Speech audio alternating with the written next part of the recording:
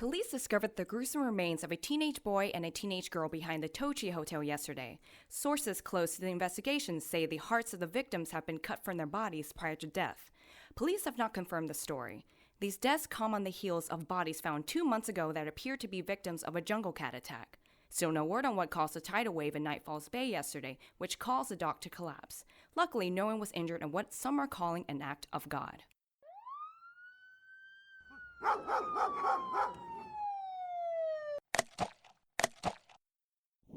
Man, I'm glad all those pencil necks went home. The smell. Ugh. They knocked over my cart. Them little bastards. They're all up in our business cause of a little splash. They ain't nothing but a bunch of high-toting scrubs. It was a pretty big splash, Willie. Big splash, little splash. This is Night Falls, man. Strange shit's always happening here. True that, brother. Remember that crazy lizard thing a couple of years ago? That was enough to make me go dry at the Salvation Army. Worst 2 days of my life. A couple months back, Toothless Annie said she saw people floating around at the train depot. Floating in the air. Said there was a giant black and brown tornadoes. I said to my girl, you must be smoking crack. She swore on the children she was sober as a judge. Strange things always going on in Night Falls. Especially lately after... Shh, don't say it. I know what you're talking about. Still a TV truck over there. Think they want a picture of my pretty face? Yeah, maybe if you put your teeth in. Hey, you think that pretty blonde from the news is in there? Maybe I should go say hello. She was making eyes at me before. She was rolling her eyes at you. Man, I was working that girl. She wanted me. Yeah. She wanted you like someone wants crabs. You're suffering from the delusions again. Get away from their truck. Hey, pretty lady. You in there? Come on, man. Can't spend another night in lockup. There's a boy down there sweet on my ass. We all sweet on your ass, Toddler. Come on out. Just a cup of coffee. He's going to get both our asses locked up again. What the hell is that? Hey, Willie, man, get your ass over here. Something ain't right. Willie! What you got to be yelling my name like that? Look, over there by the sea ladder. I don't see nothing. Wait, what? Look over there. Is that a girl? Sure hell ain't no boy. Whoa! Looks like a tattoo of a bird or feathers or something. Is she naked? That girl ain't got a stitch on her. Help me. Please. You thinking what I'm thinking? That would turn her in for a reward? Hell yeah. No, you old queen. Ain't gonna be no reward for her. She may be light, but she ain't white. No one looking for her in this part of town. She got a tramp stamp on her. No, sir. She's a working girl. Yeah, I don't think so, man. She doesn't look like any working girl I've ever seen. Hey, girl, you got a name? Please. I'm so cold. Give her your jacket. I ain't giving my jacket to no working girl crackhead, Tovey. Besides, I'm enjoying the view. Hey, sweet thing, you want to party with Willie? Working girl or not, you ain't hitting that. You don't think so? Watch the master work this little coos. Hey, mama, what's your name? Gabriella. That's kind of a mouthful. Let's just call you Gabby. Me and my man Tolbert over there, we're kind of like kings down here. Please. I'm so cold. Here, darling, take my coat. Thank you. What you giving us in return? What? Don't act like you don't know what I'm talking about, girl. Quid pro quo. We give, you give. Got it? Please, don't touch me. Willie, let her be, man. She look hurt. This girl sells it on the street and can't even spare a kiss for me. I don't think so. Kiss me, bitch. No! Willie, stop! Please, stop. You're hurting me. I'm gonna do more than hurt you if you don't start showing some respect. Damn, Willie, no need to get rough. This little Quim loves the attention. She can't get enough. Ain't that right, Gab? Stop it. Please. Shut up, bitch. Hold on, wait a minute. You just killed Willie. No, I didn't. Please, help me. You get away from me. Oh my God, Willie, man. He burnt through. What did you do to him? What the hell are you?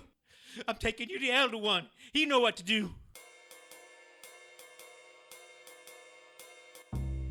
Magic and magical people.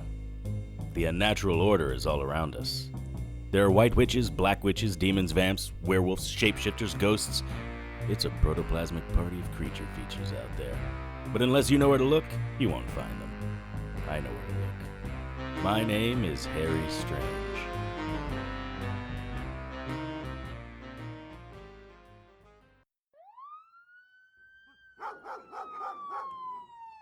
At midnight, I cut the priest's throat, and while he's still draining, I disembowel him and save his heart.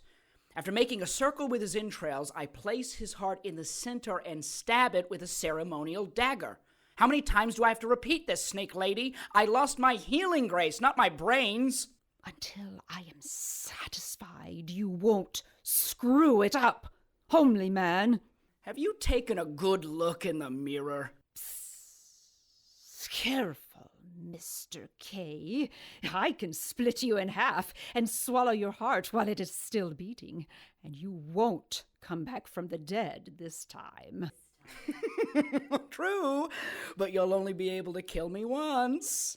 Continue with the plan, little man. I've 2 priests in the back and 1 up here. This one is more of a GPS system.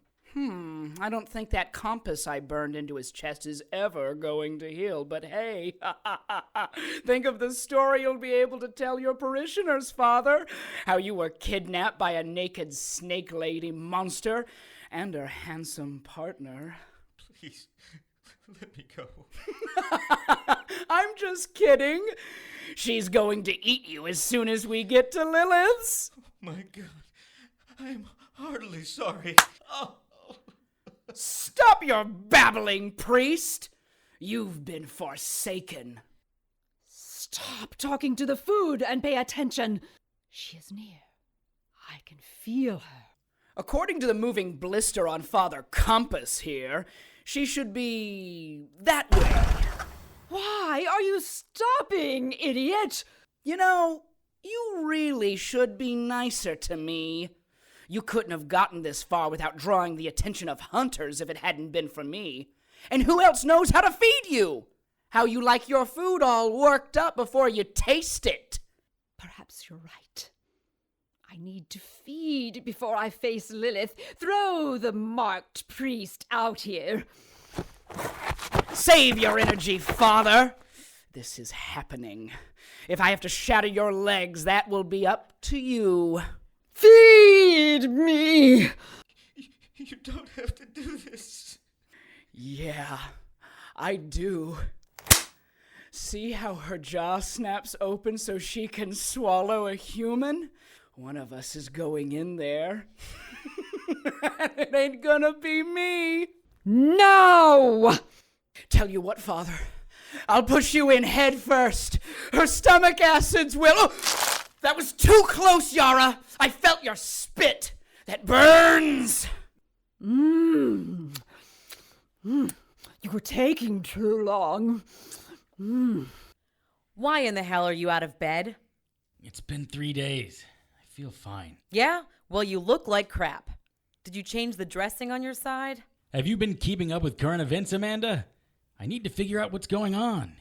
Millions of people have died in the last 2 days. My regenerative abilities are gone. Something bad is happening. You think?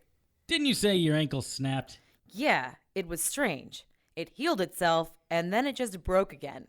The doctor put it in a walking cast. It's like Gabriella is without her grace. Gabriella, the angel who graced you? Yes. What does that have to do with my ankle or any of the other millions of people who died? The news is calling it the Day of the Dead. Some preachers are calling it the Day of Reckoning. Asshats. Maybe there were people whom Gabriella blessed, you included. I assure you, I've never prayed to Gabriella or any other angel or God. You don't have to.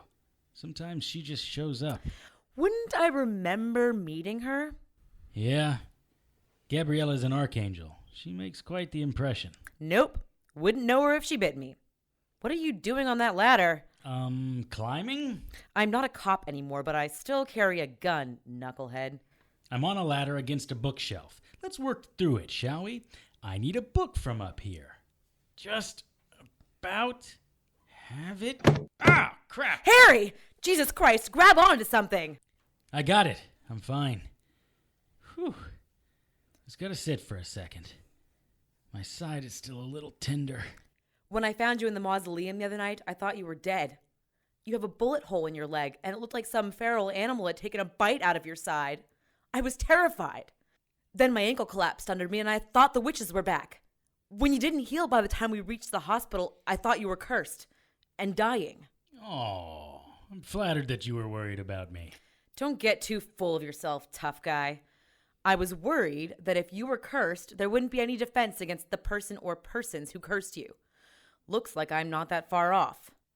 This doesn't feel like a curse. It feels like Gabriella is, I don't know, missing or something. I could always feel her, even during our periods of radio silence.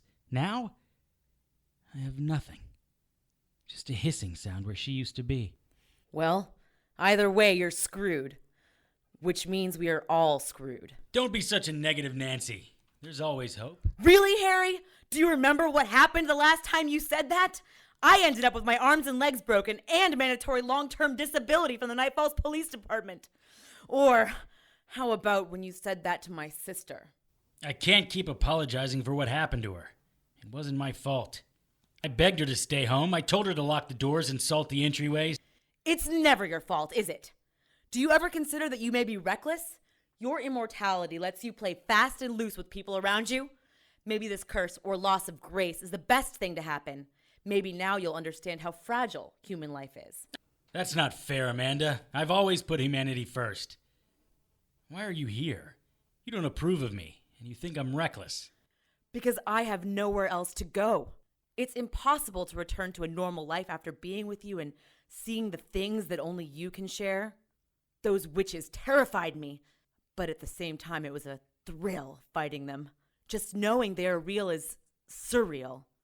The stories my sister told me, the stories you told me, the couple of cases I worked with you, you're like a never-ending dose of adrenaline in a candy-coated wrapper with a razor-sharp tongue. Harry Strange! It's been 3 days. Where is my honey poo? Who the hell are you? Has it been 3 days? It has. Where's Finny? I paid you for his service and I expect you to deliver. It's okay, Amanda. Delana's a client. Another happy one, apparently. You're right, Delana. And under normal circumstances, I'd have a report for you by now. Wait, you smell funny. Stand up. I stood up. The wound on my side sent a flare of pain to my brain that would have been bright red. Delana invaded my personal space and started sniffing me. My neck, my arms, my stomach, my side. You stink. The smell of the human spirit is all over you. Ugh. You've always had that stench, but it was covered by something more enchanting. What happened to you? I don't know. What is this? Ow! Do you mind not grabbing that? It's still a little sore. And runny. Delana reached under my shirt and grabbed the wound on my side. Her hand came back covered in blood and pus. Damn, that's nasty. Then she licked her hand. I'll fix it. She put her hand under my shirt again, and I started to step away from her. Don't be such a baby. This will heal your side so you can find Finny. I looked at Amanda, who shrugged her shoulders and raised her eyebrows. Okay, Delana. I guess... Ah! Son of a bitch! What the hell? Delana cauterized my flesh. The smell activated my gag response, and the pain made my knees weak. There. All better. She stepped away, wiping something off her hand. The tear in my flesh was replaced with a char mark that would, in time, fade away. I touched it and felt nothing but burnt flesh. Then I twisted, slowly at first, rocking back and forth until it looked like I was doing the full-on let's twist again hip swivel. Huh, that feels pretty good. It can't possibly feel as funny as it looks. Don't be a hater, honey. You're too skinny. You need to eat more. Go get a donut. Thanks, I'm not really hungry. Then go powder your nose. I need to talk to Mr. Strange. Alone. Give us a minute, please. Fine. But I'm not getting donuts for either of you. Well, if it isn't my favorite snake lady. You are uglier than the last time I saw you. Tell me, what brings you out here to my forest in the middle of the night? Your forest? Everything you see doesn't belong to you, Lilith. I see you still haven't learned that lesson. How are your eyes feeling? I'm sorry, Yara, but that lisp makes it very difficult to understand you. Can you please speak more clearly? I should kill you where you stand. If you could kill me, I'm sure you would have already tried and failed. So, how long has it been, darling? 2, 3 centuries? Time does fly. Time isn't flying for me. Every day of my tortured life, I am cursed to be this horrible monster you turned me into. You're a deceitful little witch. I cursed you so the world would know what you are. A lying snake. I saved you from the villagers. My father let you into our palace, and how did you repay him? Your family betrayed me, and I boiled your father in his own entrails. He was tasty. You can't catch me, Yara. You are as slow as you are hideous. I'm surprised you didn't try to kill yourself by now. Oh, silly me. My curse won't let you end your freakish life. Yes, your vindictiveness knows no bounds. But why, Lilith? I never understood why you thought I betrayed you. We were like sisters. We were more than sisters. More than husband and wife. We could have lived together forever. But then the soldiers came and that ridiculous trial. The villagers already had the stake and fire waiting for me.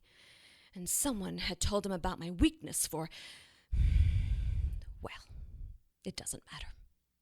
We know what happened next. You lost your mind and attacked the only person who could help you. Actually, I saved your sister for last. It wasn't I who betrayed you. It was my sister. You lie. To what gain, Lilith? Will you turn me into something more hideous this time? My sister wanted the throne. She wanted me out of the way and thought the best way to do that was to drive a stake between you and I. Even if that was true, there's nothing that could be done about it now. As you said, that was centuries ago. I can't give you back your lost time. But you can release me. I beg you, Lilith, for the love we once shared. Lift this veil of horror from me. Make me a woman again. Why? Haven't I suffered enough? I've consumed enough human flesh that the flavor is forever burned into my soul. Please, Lilith, I implore you, free me. And then what? We just walk away? You leave and live a normal life? A normal life can never be mine. I have done much evil in this guise, this mockery of life. I will seek redemption and the mercy of the church. I will use whatever enchantments I have left in the service of good. I realize that doesn't mean anything to you, but it is what I need. You were quite beautiful, tight and tasty. Hair as soft as the clouds and as yellow as morning sun. Never have I felt the closeness to another that I felt with you. I feel the same, my love. It does seem a pity to hide your beauty beneath the body of this lamina, this horrible abomination of humanity. You could release me with just a word. I could, though it would be a waste to send you to the church. Wouldn't you prefer to stay by my side? If that's your desire, and the cost of my freedom I will spend forever with... Oh, if you would release me, I would never leave you, my love. If that's your desire. quickly your need for redemption disappears. Could it be that penance was never your desire? Maybe you are deceiving me again. Of course not, my love. I would seek redemption from you for the deeds of my sister. The words I speak come from my heart. You speak of love, yet you have a familiar waiting nearby to perform the druid rite of assassination. Lilith, I don't know what you're talking about. If I remember correctly, the rite must begin at midnight, which is a few moments away. You need a priest. Oh, look! You just happen to have a priest in the back of your van. Please, don't kill me. Shut up! How about a broken neck for the good padre? No! Lilith, wait! Shh, lover. I'm not finished. You also need a familiar to perform the deed. Well, that was a little surprising. And a little arousing. Yara, you insult me by thinking these two could send me to the eternal rest. Not with those two, Lilith. With these two. Hello, Lilith. Well, look at this. The Morning Star and the Cherub Summus. One of you is slumming. I'm just not sure which one. Enjoy your little laugh, Lilith. What? Do you think I'm frightened? Please. What are you going to do? You should be on your knees in front of us. And you should kiss my ass. What? My knees are bending. You can't do this to me. And yet there you are, genuflecting in front of us. Let me up. Yara, you did marvelous, darling. Our deal is good. You betrayed me to them? It's not betrayal, it's payback. I've had centuries to plan my revenge. When the Morning Star came to me, well, you know how persuasive he can be. I didn't care about Pandora's Pythos. I just wanted to gouge the eyes of your owls. You will regret this. More than being turned into a lamina, there is a limit to what even you can do to me. Don't be so sure about that. Morning Star, Cherub, I believe my payment is due. Of course. So mote it be. I am a woman again. Tell me, Lilith, am I as you remember? Well, I don't know about Lilith, but I think you're damn hot. More beautiful than I remember, Yara. You know that Morning Star's deals always have a catch. At least I'm not a hideous beast anymore. I must say, I do like you on your knees, Lilith. It's so submissive. Don't get used to it. I won't be down here forever. Oh, my love, you couldn't be more wrong about that. What do you mean? Your reign of terror is about to end. You wouldn't dare! He still loves me. You're right. I do. But times like this call for sacrifices, and the cherub already made hers. You are mine. First off, darling, I'm not anyone's property to sacrifice. And secondly, Morning Star, I was not talking about you. I was talking about the Lord of Hosts. Perhaps you should get your vanity in check. Ow! How dare you! The next time your foul lips mention the Lord of Hosts, I will burn your tongue from your head. He is not interested in your salvation anymore. I doubt he has thought about you in centuries. You lie! He loves me! Who needs the vanity check now, darling? The cherub is almost incapable of lying. But let's talk about you. Do you know what's in this bag? What bag? This one. The leash the cherub keeps on you? How long before she decides to cut off your head? Another word from you. Oh my! You're working together. This isn't just some shakedown. You two have actually concocted some plan. But what could you both want? Oh, you've got to be kidding. And you say I have an ego? It's a perfect plan. The cherub and I will rule together. The Lord of Hosts is old and not interested in anything but creation. We will take what he built and make it in our image. You and the cherub. I can't wait to watch you both fail. Your massive egos trampled on just before his archangels smite you both. Not likely to happen. The cherub took the grace from the only archangel likely to stand in our way. Once you're gone, nothing can stop us. And what do you plan to do? The Stone of Sodom. No, it can't be. The Stone of Sodom turns anything that looks upon it into a pillar of salt. It would be suicide for you to glance upon it. Not salt, Lilith. Marble. And it only works on humans.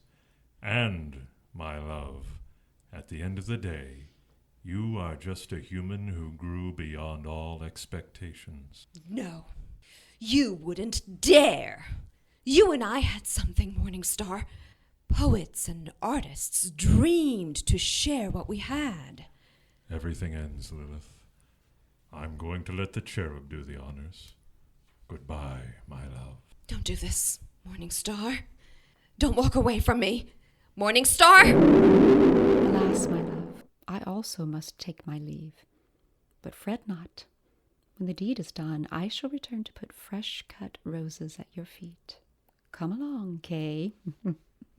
Yes, we should go. This seems like a very dangerous place to be. Yara, please, don't do this. I left you with your life. Wait, Kay. Yeah, I'm just going to wait over there by the van. You're being left with your life, Lilith. As I understand it, you become a pillar of salt or marble, but your consciousness is left to wear.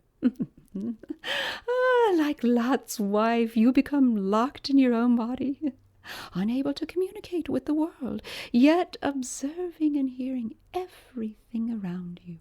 It's a fitting end to someone so in love with herself. Wouldn't you agree? I want the last thing you feel to be my breath on your cheek and the taste of my lips on yours, for the love that might have been.